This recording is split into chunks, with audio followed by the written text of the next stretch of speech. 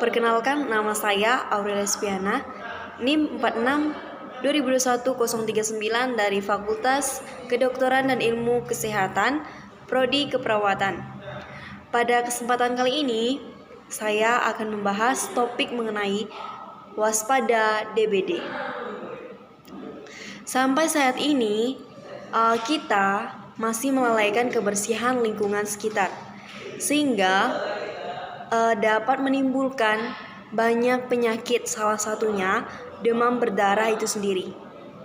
Ditambah lagi dengan kondisi keadaan cuaca yang lembab, membuat nyamuk yang menyebabkan demam berdarah tersebut berkembang biak sangat pesat, atau bisa dikatakan berkembang biak secara bebas. Demam berdarah ini banyak ditemukan di daerah tropis, subtropis. Khususnya di daerah Indonesia itu kita tahu bahwa di Indonesia kita terbilang kawasan yang tropis. Jadi dapat menyebabkan atau dapat menjadi faktor utama bagi nyamuk yang menyebabkan DBD ini berkembang sangat pesat dan mudah berkembang. Data dari seluruh dunia menunjukkan Asia mendapati urutan pertama dalam jumlah penderita DBD setiap tahunnya itu tertinggi. Sementara itu, terhitung sejak tahun 1968 hingga tahun 2000 itu, World Eye Health Organization atau WEEO mencatat negara Indonesia itu sebagai negara dan kasus DBD tertinggi di Asia. Lalu, apa yang terjadi jika kita terkena DBD? Sampai saat ini DBD masih belum ada obatnya. Penyakit DBD masih merupakan salah satu masalah kesehatan masyarakat yang utama di Indonesia, dan khususnya penderita yang dan kasus penderitaannya itu semakin marak. Sampai saat ini juga masih belum bisa dikatakan penyakit ini bisa sembuh sendiri. Jumlah penderita dan luas daerah penyebarannya semakin bertambah seiring dengan meningkatnya mobilitas dan kepadatan penduduk. Di Indonesia, DBD pertama kali ditemukan di kota Surabaya pada tahun 1968, di mana sejak saat itu 58 orang terinfeksi dan 24 orang diantaranya itu meninggal dunia. Sejak itu penyakit ini menyebar luas ke Indonesia pada tahun 2013. Menurut Menteri Kesehatan Indonesia, jumlah penderita DBD di seluruh 31 provinsi pada saat itu di tahun 2003 tahun 2013 mencapai 48.905 orang.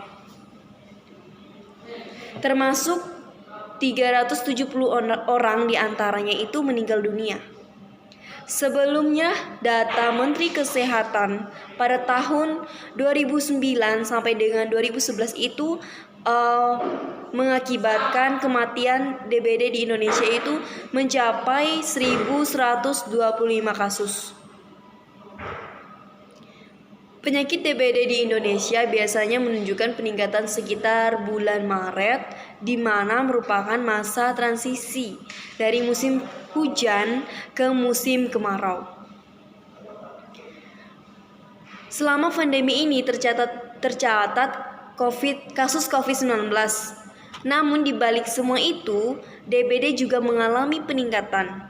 Lebih dari 71,663 kasus terjadi di masa pandemi ini. Kasus DBD juga meningkat dengan 459 kematian tercatat dari bulan Januari hingga Juli 2020. Pencegahan dan penanggulangan DBD difokuskan pada pemutusan siklus vektor nyamuk dengan pendekatan biologis, fisik dan kimiawi yang telah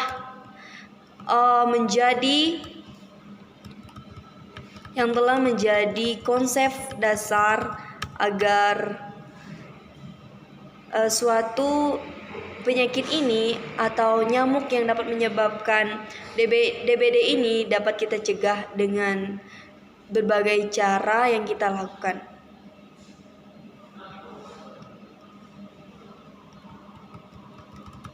Di Indonesia penyakit DBD biasanya itu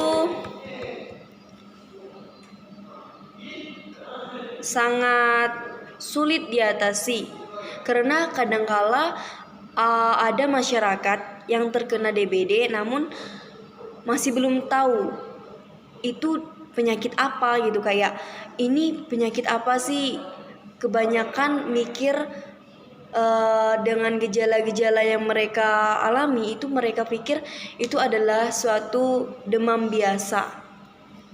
Nah, untuk kali ini kita akan membicarakan pertama itu tentang penyebab dan faktor risiko demam berdarah tersebut.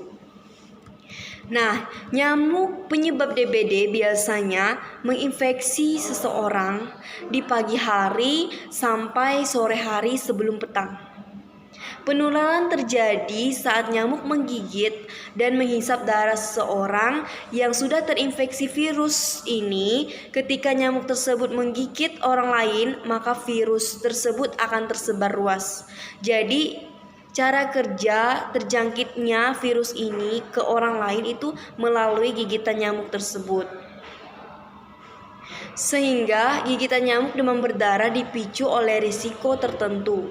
Ada beberapa faktor yang menyebabkan orang lain juga terikut terinfeksi DBD ini.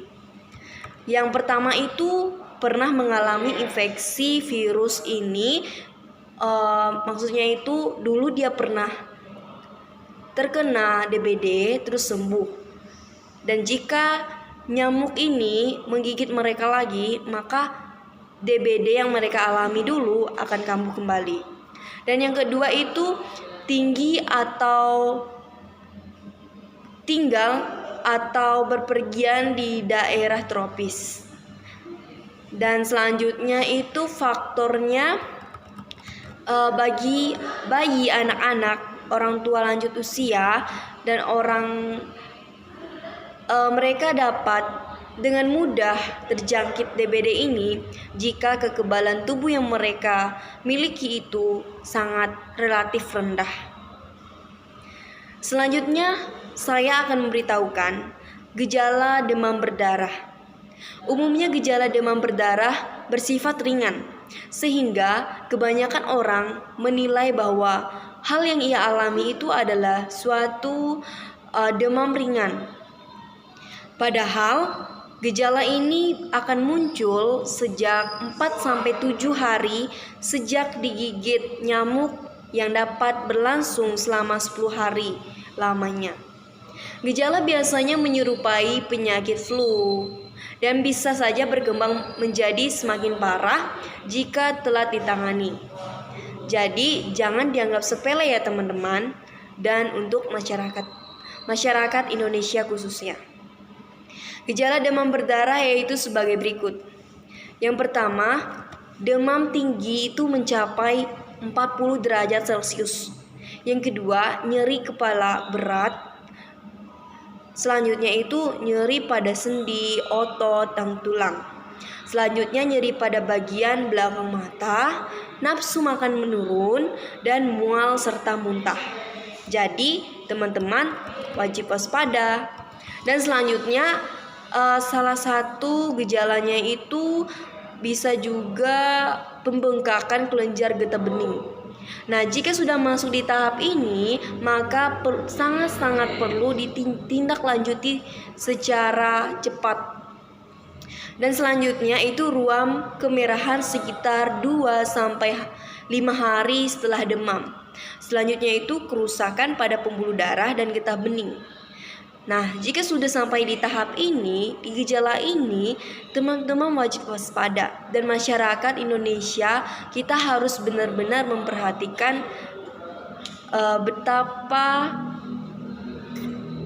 betapa sadisnya atau tingkat keparahannya itu bisa menyebabkan kerusakan dan pada pembuluh darah dan getah bening. Selanjutnya, pendarahan dari hidung, gusi, atau di bawah kulit.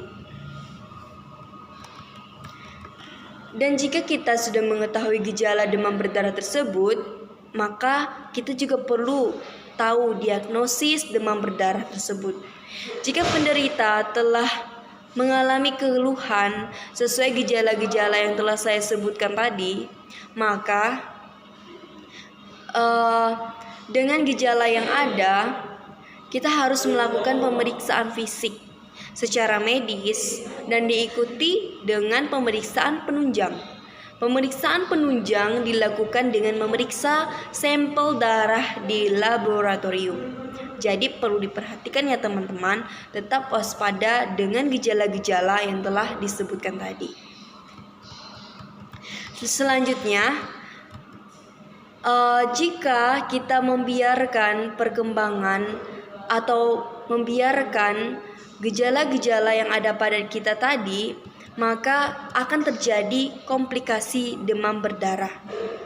Jadi, komplikasi parah akan terjadi pada penderita DBD jika tidak ditangani dengan cepat. Adapun beberapa gejala parah yang menandakan penderita DBD mengalami komplikasi, yaitu yang pertama, tanda pendarahan seperti mingisan, gusi berdarah, terus pendarahan di bawah kulit, mual, muntah yang menghasilkan muntah hitam, terus batuk berdarah, terus walaupun buang air besar dengan feses kehitaman maupun buang air besar dalam feses kehitaman. Jadi wajib diperhatikan ya teman-teman. Selanjutnya, jika DBD ini dibiarkan juga, maka tekanan darah juga dapat menurun. Dan kulit juga basah, terasa dingin, denyut nadi melemah, frekuensi buang air kecil menurun, dan jumlah urin yang kita keluarkan juga menjadi sedikit, serta mulut kering dan sesak nafas atau pola nafas tidak beraturan. Sejumlah gejala tersebut menandakan kondisi para penderita DBD ini sangat Dengue Heart Syndrome yang merupakan komplikasi demam berdarah. Jika tidak segera dilakukan penanganan pada penderita ini, maka gangguan fungsi organ tubuh yang berujung pada kematian bisa saja terjadi kepada mereka yang mengalami penyakit DBD yang sudah terkomplikasi parah. Adapun cara mengobati DBD ini mungkin bisa saja bisa saja orang yang masih di tahap awal terinfeksi bisa sembuh dengan sendirinya dengan tingkat kekebalan tubuh mereka yang tinggi. Jadi mungkin saja orang yang memiliki kekebalan tubuh tinggi, meskipun mereka sudah mengalami gejala tersebut, bisa saja mereka sembuh dengan sendirinya. Namun hingga kini kita belum tahu obat atau pengobatan spesifik untuk mengatasi demam berdarah ini. Langkah pengobatan dilakukan untuk mengatasi gejalanya saja yang muncul, yang kita alami atau para penderita DBD alami, serta mencegah infeksi virus tersebut agar tidak semakin parah. Tapi tidak menutup kemungkinan akan sembuh, karena kita tahu sampai saat ini kita juga belum mengetahui apa obat yang sangat benar-benar ampuh untuk penyakit DBD ini. Nah, adapun upaya yang bisa kita lakukan itu, yang pertama, cegah dehidrasi dengan banyak minum air putih. Tidak harus banyak juga sih teman-teman, jadi secukupnya aja, normal aja ya. Jangan terlalu banyak juga karena tidak baik juga untuk kesehatan. Selanjutnya itu mencukupi waktu istirahat kita. Jadi pola tidur kita juga perlu kita atur. Ya, tidur 8 jam, minimal 8 jam di saat malam. Dan jangan lupa di saat siang hari kita luangkan waktu 1 jam saja pun gak apa-apa untuk beristirahat sejenak. Selanjutnya, konsumsi obat penurun panas yang relatif aman dan dianjurkan dokter bagi mereka yang masih tahap awal terkontaminasi virus ini. Selanjutnya, menghindari obat-obatan pereda nyeri. Jadi kita nggak boleh ya teman-teman asal mengkonsumsi obat, apalagi tidak dianjurkan oleh dokter. Selanjutnya, hal ini dikarenakan obat-obat yang dapat menimbulkan komplikasi pendarahan. Jadi harus berhati-hati juga ya teman-teman dalam memilih obat untuk dikonsumsi. Selanjutnya itu pantau frekuensi buang air kecil dan jumlah urin yang keluar. Adapun cara yang dapat dilakukan untuk mencegah penyebaran DBD yaitu yang pertama, untuk anak usia 9-16 tahun seharusnya divaksin sebanyak 3 kali dengan jarak 6 bulan. Vaksinasi dengue. Selanjutnya yang kedua itu memberantas sarang nyamuk yang dilakukan dalam 2 kali pengasapan insektisida atau fungi dengan jarak 1 minggu. Selanjutnya teman-teman, menguras tempat penampung air. Jadi kita juga perlu memperhatikan ya penampung air yang ada di rumah kita. Selanjutnya, menutup rapat tempat penampung air agar nyamuk tidak bertelur di dalam air tersebut. Selanjutnya, melakukan daur ulang sampah atau barang bekas yang berpotensi menjadi tempat perkembangbiakan nyamuk tersebut. Nyamuk yang bisa menyebabkan demam berdarah. Selanjutnya, kita juga perlu memperhatikan cahaya yang masuk ke dalam ruangan rumah kita ya teman-teman ya. Selanjutnya itu memasang kawat anti nyamuk di dalam rumah atau di ventilasi rumah ya. Selanjutnya, menabur bubuk larvasida atau ABT pada penampung air yang sulit dibersihkan atau dikuras. Selanjutnya, menggunakan kelambu saat tidur. Selanjutnya, menanam tumbuhan pengusir nyamuk. Selanjutnya, menghentikan kebiasaan menggantung baju karena dapat menjadi tempat sarangnya nyamuk tersebut. Selanjutnya, menghindari wilayah daerah yang rentan terjadi infeksi. Selanjutnya, mengenakan pakaian yang longgar dan menggunakan krim anti nyamuk yang mengandung N-diethylene methanol duaminate atau DEET. Kita telah mengetahui gejala, penyebab, bagaimana diagnosa dari DBD ini, dan bagaimana komplikasi parahnya jika kita membiarkan DBD ini berkembang di tubuh kita, serta cara pengobatannya untuk penderita DBD. Dan kita juga sudah mengetahui cara pencegahan yang perlu kita terapkan dan harus berhati-hati agar kita bisa mencegah penyebaran penyakit DBD ini agar dapat membantu mengurangi tingkat infeksi virus DBD ini. Oke, sekian dari saya. Terima kasih.